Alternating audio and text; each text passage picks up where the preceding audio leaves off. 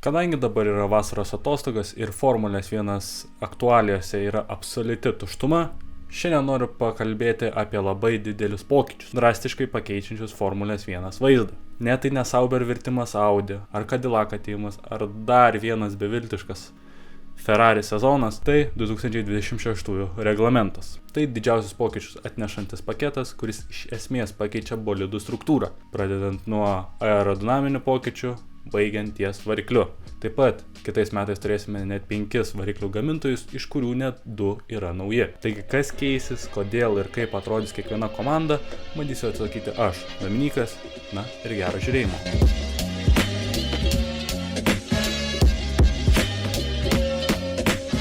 Tai visų pirma norėčiau apžvelgti techninius reglamento pokyčius. Kas keisis variklio, važiuoklės, aerodinamikos departamentuose, kodėl tai yra daroma ir paaiškinti, ar tai atneš kažkokio įdomumo mūsų gerbėjams ar ne. Pirmiausia, variklis. Kas keičiasi čia? Pagrindas išlieka tas pats. V6 1,6 litrų turbo hibridas su kinetinę energiją kaupiančiu generatoriumi, kuris po to ją paverčia į elektros energiją. Tada ši energija keliauja į bateriją, kur pilotas ją gali panaudoti kaip papildomą galią lenkimo ar gynybiniams manevrams atlikti. Skirtumas tarp 2015 variklio ir 2026 variklio yra tas, jog dabar mes turime šių generatorių 2. Vienas MGU-K renkantis kinetinę energiją ir kitas MGU-H renkantis prarastą šilumos energiją, kuri naudojama turbinai sukti arba paverčiama į elektros energiją. Taigi pastarojo komponento nuo kitų metų reglamento Formulės 1 boliduose nebelieka, o MGU-K galia padidėjo net 290%. Dabar natūraliai kyla klausimas, ką aš čia šneku ir kodėl tai yra daroma. Trumpai tariant, Formulės 1 bolidai tampa labiau priklausomi nuo elektros ir kur kas draugiškesni gamtai. Minėto komponento užbaninimas padidėjus elektros energijos galia, kuria siekiama pasiekti 50-50 rodiklį, 50% galios iš degimo variklio ir 50% galios iš elektros energijos baterijos, kur dabar šis santykis yra 75 ant 25%. Taip pat 100% tvarus ir ekologiškas kuras ir šis žingsnis yra labai sveikintinas, bet manau, jog daugiau naudos būtų, kad mes sutvarkytume ne variklio komponentus, o patį kalendorių. Kita priežastis – reliatyvumas ir technologinė plėtra susijusi su paprastais automobiliais. Paprastai tariant, gamyklinės komandos kaip Audi, Mercedes, kiek mažiau Ferrari, Aston Martin ar McLaren daug investuoja į hibridinius variklius, ko pasakoje tai labiau pritraukia šias ekipas toliau investuoti į šį sportą, nes tai atsiperka technologinėmis žiniomis, kurios būna pritaikytos po to paprastiems automobiliams. Ir paskutinis dalykas – paprasčiausiai, kad būtų konkurencija ir kad būtų lengviau ateinančioms komandoms. Kas liečia dabartinės konfiguracijos variklį, Mercedes yra absoliutus lyderis. Eilę metų jų variklis buvo the shit. Tai kas eina aplink variklį, tos vietos yra Mercedesams šiek tiek sudėtingesnis. Būtent todėl McLaren yra tokia dominuojanti jėga, nes turi puikų Mercedes variklį ir puikiai apipavidalintą bolidą. Dabar šiek tiek skaičių apie kitus pokyčius. Bolido minimalus svoris krenta nuo 800 kg iki 724 kg, kas yra 9,5% pokytis. Retrospektyviai žiūrint, 2021 metais, paskutiniais praėjusio reglamento metais, minimalus svoris buvo 752 kg, 20-aisiais 746 kg, 2017 728 kg. Reikia įsidėmėti tai, jog dar nėra žinomas padangų svoris, kuris prisidės prie galutinio bolido svorio. Toliau nebelieka oro srautų bolido dugne. Bolido dugnas dabartinėme reglamente yra pati svarbiausia aerodinaminė dalis. Todėl Red Bull ir įgavo tą milžinišką pranašumą 2022 ir 2023 metais, nes jų dugnas taip pat buvo the shit. Bet būtent nuo kitų metų tai nebebus taip svarbu. Mes sugrįžtame prie senų gerų, plokščių, Hot Wheels dugnų, kuriuos matėme dar 2021. Kitas labai įdomus dalykas tai yra aktyvios aerodinamikos sistema. Visų pirma, reikėtų paminėti tai, jog dabartinio DRS nebelieka. Tai pirmam liūdna pranešti šią žinią, šią netektį, ta prasme.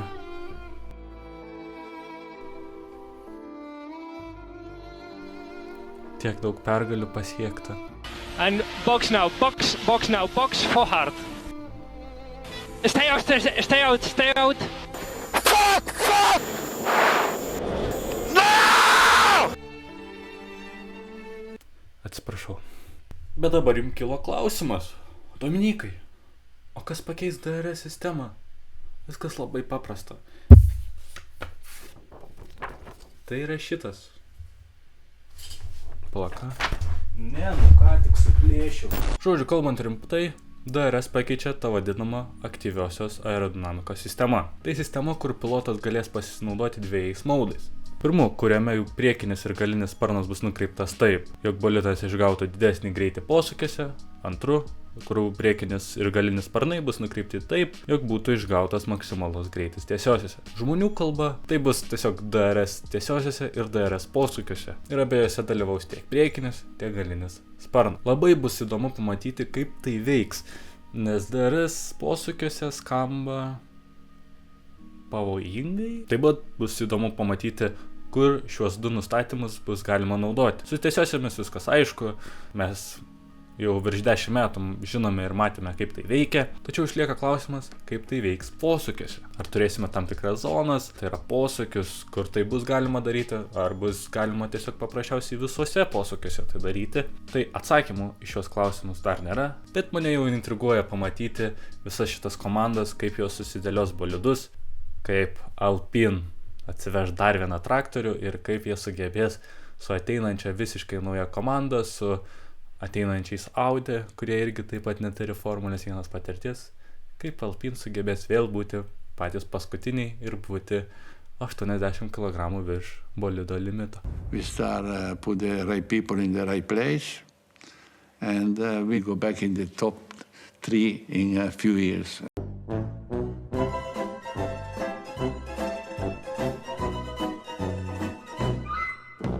Taigi, kalbant apie komandas, kaip atrodys kiekviena komanda?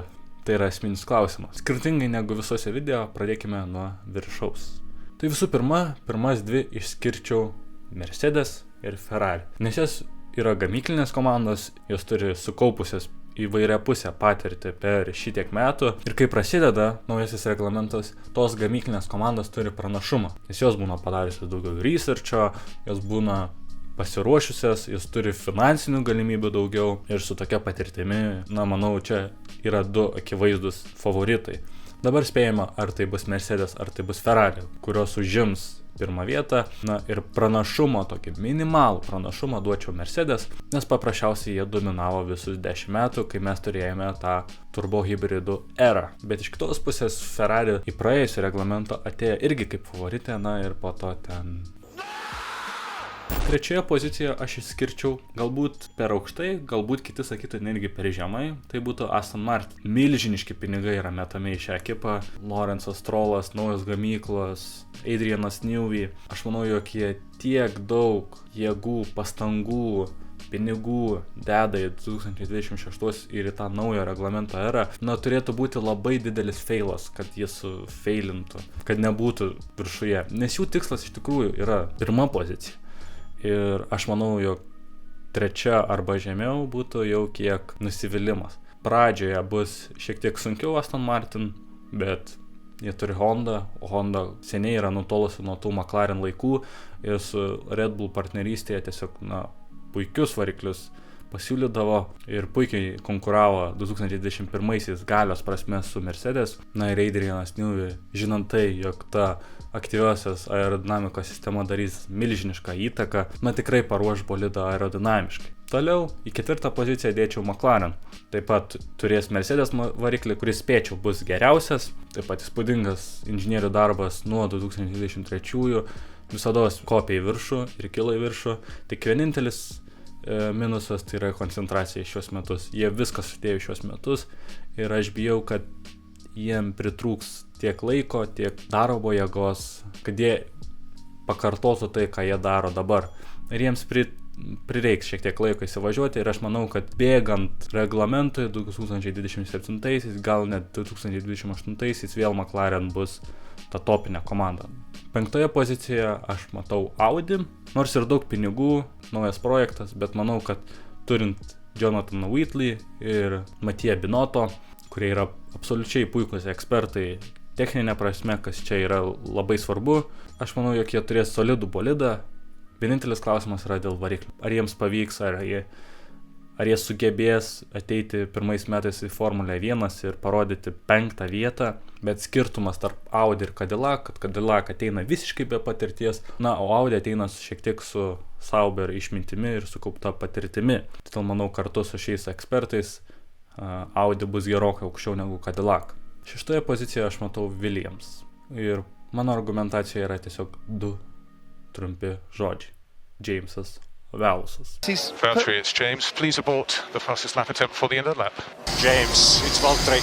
Fuck you. Keliaujam toliau ir 7 pozicijoje aš išvelgiu Red Bull. Taip, jie gerokai nukrito nuo ten, kur jie buvo 2023-aisiais, ar pernai, ar šiemet. Aš tikrai manau, kad Red Bull turi tų sunkumų, kurie girdimi ganduose dėl variklio. Nes tai yra milžiniškas klausimas dėl to variklio, kaip jiems sekasi, kaip jiems ta partnerystė su Ford ir ar jiems pavyks iš tikrųjų kažką atnešti. Optimizmas yra tiesiog vadovybės pasikeitimas, na ir Maxą Verstappeną turi. Tai jeigu tu turi Maxą Verstappeną, tau bus gerai. Bet kadangi mes dabar dėliojame tiesiog tik bolidus be vairuotojų, aš manau, kad 7 pozicija yra, pavadinkim taip, reasonable.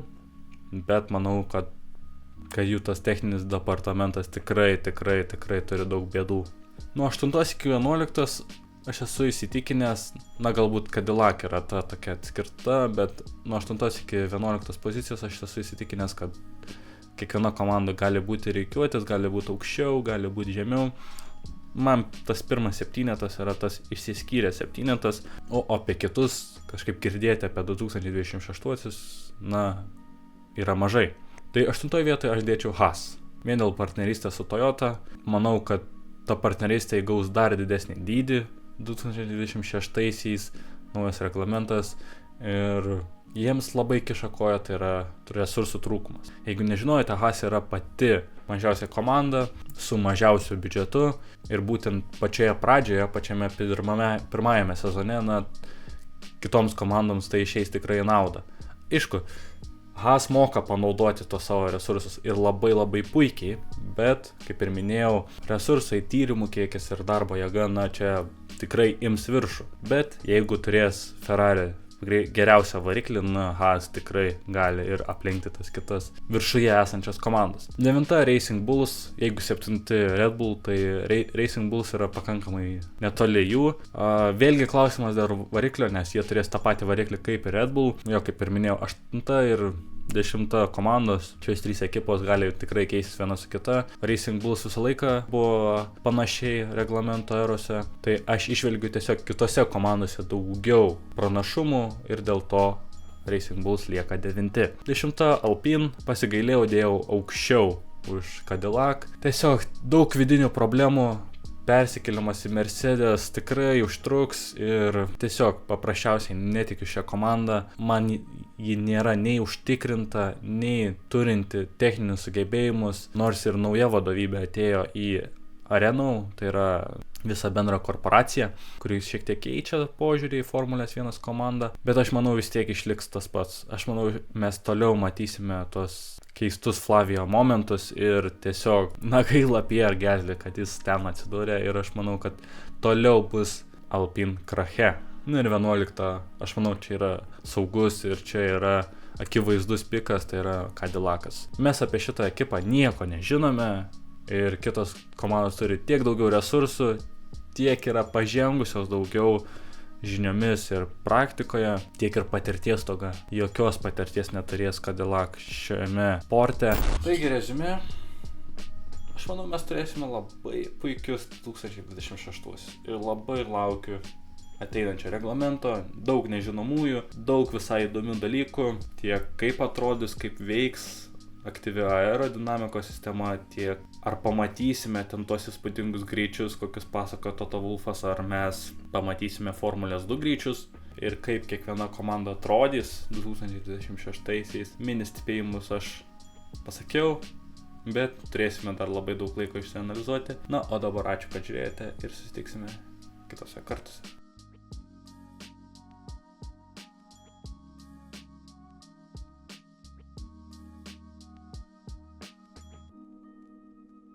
I don't know. It's unfortunate.